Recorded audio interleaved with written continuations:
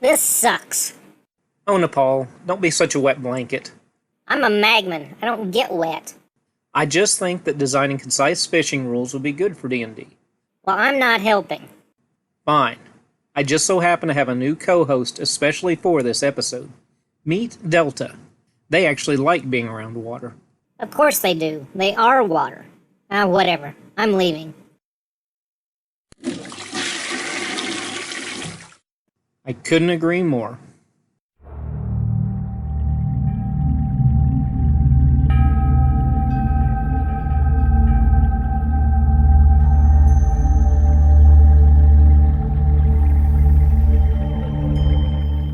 While it may not be the primary focus, fishing is a common secondary activity in many current video games. Even D&D 5th edition includes fishing tackle among the adventuring gear that characters can purchase. But that's about it. So today I'll be providing some concrete rules for fishing that can enhance your campaign whenever your party finds themselves taking some downtime along the shore. First, the PCs will need fishing tackle. This can be purchased from many general stores or from a fishing merchant. Next, they'll need to find a suitable place to fish, such as a lake, river, or coastline. From there, the players must make an ability check each time they cast out their line. Generally, this should be a strength check since it encompasses both casting far enough to reach deeper water, as well as reeling in struggling fish. Alternatively, dexterity could be used when a more precise aim is necessary, such as avoiding tall reeds or the opposite bank. Wisdom is another possibility for these checks if familiarity with the area is key to finding the best fishing spot. Once your PCs start casting their lines, all you need is a difficulty class to determine if they catch anything. I would recommend a DC of 10 to 15, as this is a simple downtime activity with the main goal of providing food for the party or fresh goods for them to sell to a local merchant. And there you have it, simple yet concise fishing rules for Dungeons & Dragons 5th edition.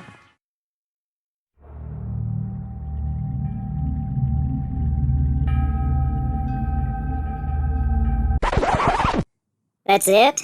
An ability check and a DC? Any DM can do that. I thought you left. And besides, what else do you want? I don't know. Maybe some random charts to help the Dungeon Master decide what the players catch when they're fishing. Okay. And if you're treating fishing tackle like other tools, how about some rules for training and gaining proficiency? Sounds reasonable. Anything else? Oh, and add critical successes and failures to spice things up. Actually, that's not how skill and ability checks... Critical successes and failures. Alright, fine. Is that all? Why not top it off with a couple of fishing-based adventures? That's quite an order, but I guess I can do that. Let's try again. We've already established which ability checks to use while fishing, but when should you use each of them? Since strength generally determines distance when casting a fishing line, strength checks can be used for larger bodies of water such as lakes, rivers, and open ocean. Dexterity checks could be used for smaller waterways such as ponds, streams, and coastal shallows. And in wetland areas where finding a suitable spot to fish is more important than technique, wisdom checks can be used. As with any skill, it's possible to get better at fishing with a little training. Experts in fishing towns may offer to train PCs for a fee. 5 gold pieces and 8 hours of training is enough to gain proficiency with fishing tackle. Such training allows characters to add their proficiency bonus to fishing checks and identify most fish caught. Without such training, characters can only identify common fish unless they make a successful survival check. Speaking of catching fish, let's go over a simple chart of what types of fish the PCs might reel in while fishing. This chart is divided into separate categories based on location. Each entry on the chart lists a D20 result which determines the fish the PC attracts, its frequency, name, DC to catch, and sell value to a fish merchant. The DC to catch can also be used to identify it with a one-time survival check if the party member hasn't received training with fishing tackle. The fish on this chart are based on or named after real-world species, but because of the chart's simplicity, the frequency and habitat may not match each one exactly, so feel free to adjust it as you like. You can even give these fish more fantastic names to suit your campaign, or use regional names, something often done in fantasy video games. Skyrim's Cyrodiilic Spadetail is one example of this, named after the province of Cyrodiil. In the world of Unzerwelt, introduced in my recent campaign catalog video, characters in the Selvage Frontier may fish up sentinel bass, cabadam sturgeon, or gull catfish. This chart can even be expanded for more difficult fishing areas as your players explore further into your world. by increasing the DC of the checks and sell price of each fish, and possibly using certain ones as rare spell components or ingredients for magic item creation, you can develop brand new fishing opportunities for adventuring parties who enjoy relaxing by the water. But not every cast of the line has to be so peaceful or mundane. Fishing can be an entertaining downtime activity for the players, but it doesn't add much excitement to the game. It's not hard to change that up, however. Adding critical successes and failures will keep the party guessing. Will they reel in some lost treasure, or maybe something that didn't want to be caught in the first place? Should a player get a natural 1 or 20 while fishing, roll a d6 and consult the following charts. 1. Your fishing line hangs up on something beneath the water's surface, requiring a DC 10 dexterity save to avoid breaking it. Replacing the damaged line and lost gear costs 1 silver piece. 2. You reel in a poisonous creature such as a jellyfish or water snake. Safely removing it requires a DC 10 Constitution save to avoid taking 1d4 points of poison damage. Alternatively, you can cut the line, which costs 1 silver piece to replace. 3. You catch an aggressive animal such as a gar or snapping turtle. A DC 10 animal handling check is needed to remove the beast, otherwise you take 1d4 piercing damage. Cutting the line will also rid you of the troublesome creature, but costs 1 silver piece to replace it. 4. Your fishing reel jams, requiring a DC 10 intelligence check to repair. Proficiency with thieves' tools or any artisan's tools grants advantage on this check. Additionally, you may add your proficiency bonus to this check if you are trained with fishing tackle. Replacing a damaged reel costs 2 silver pieces. 5. While reeling in a struggling fish, your fishing rod bends in an odd direction, requiring a DC 10 strength save to avoid breaking it. A damaged fishing rod costs 5 silver pieces to replace. 6. An unpleasant event occurs, which can only be attributed to bad luck. Such an event is determined by the DM. Examples of bad luck include falling in the water and losing your fishing gear, or being harassed by some disgruntled fishermen who are itching for a fight. 1.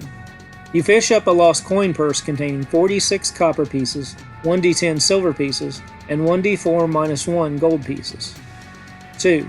You snag a soggy bag of common gemstones, each worth 10 gold pieces. 3.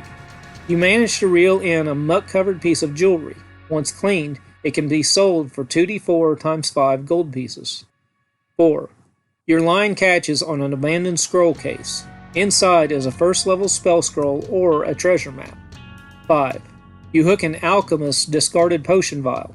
A successful DC 10 Arcana, Nature, or Religion check reveals it to be a potion of healing or potion of water breathing. 6. Your cast has attracted the attention of a water nymph, who blesses you with one of the following magical items: a lucky fishing hat, which grants a +5 bonus to all fishing checks, a golden lure, which grants advantage on all fishing checks, or an enchanted fishing line, which will never break or snag, thus negating the penalty for such hazards. The DM can re-roll this result once you've collected all 3 items. Some of these results may seem far-fetched, so adjust them to your campaign as you see fit. However, this is a fantasy setting, so nearly anything can happen. I feel like I'm forgetting something. Oh right, adventures. Thanks, Delta. To add even more excitement to your game while incorporating fishing into your player's list of downtime activities, here are a couple of fishing-based adventures to consider. The One That Got Away. The PCs come across an elderly woman with a bundle of fishing gear at the edge of the docks, weeping as she stares into the water. If questioned, she introduces herself as Agatha, a fishing woman from the local village. She tells the party that her pearl brooch, a gift from her deceased husband, slipped loose and fell into the water as she was going home. When she reached down to get it, a fish swallowed it up.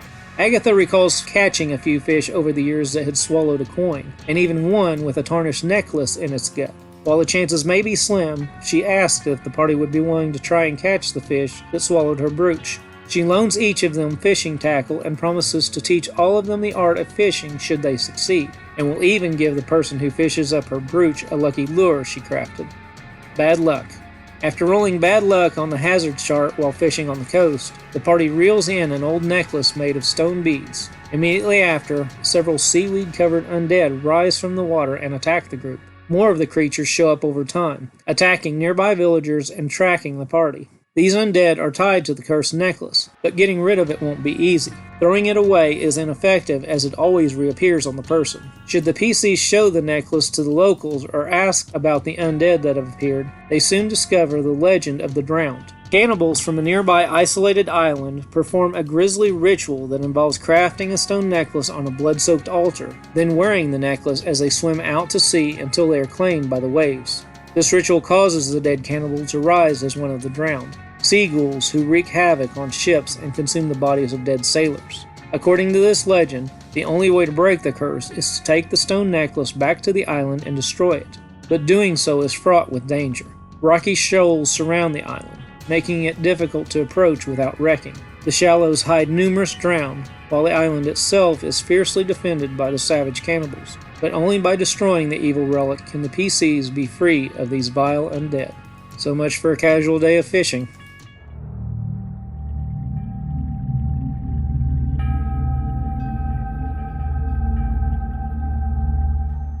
That does it for this episode. I hope you'll consider adding these fishing rules to your game to give your players some relaxing and potentially adventurous activities during their downtime. Until then, I'm David Watches. I'm Nepal Man Diath. And thanks for watching. Special thanks to my longtime friend Bill Batchelor for creating the logo for this channel, and to Dylan Smith for the character art used in this and other videos. I couldn't have done it without them. For more D&D tips, check out these hot videos.